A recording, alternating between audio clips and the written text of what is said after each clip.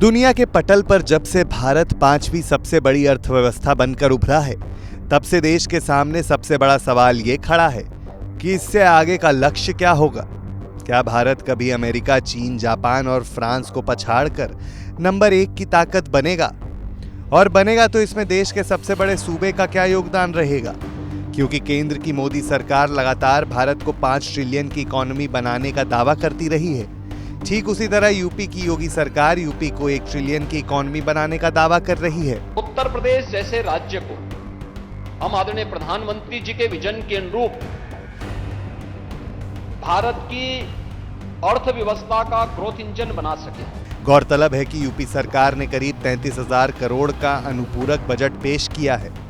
सरकार की माने तो ग्लोबल इन्वेस्टमेंट समिट और अनुपूरक बजट यूपी को 1 ट्रिलियन की इकोनॉमी बनाने में पिलर का काम करेगा। उत्तर प्रदेश देश की आबादी का सबसे बड़ा राज्य है।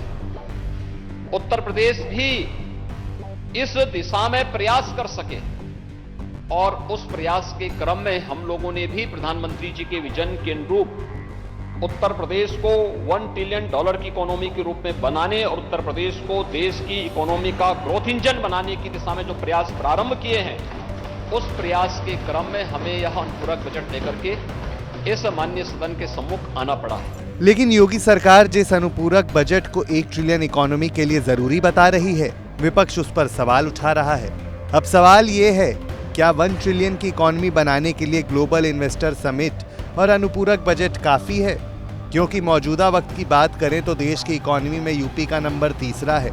हालांकि यूपी सरकार का दावा है कि वो तमिलनाडु को पछाड़ देश की दूसरी सबसे बड़ी इकोनॉमी बन चुका है और अब सिर्फ महाराष्ट्र से पीछे है।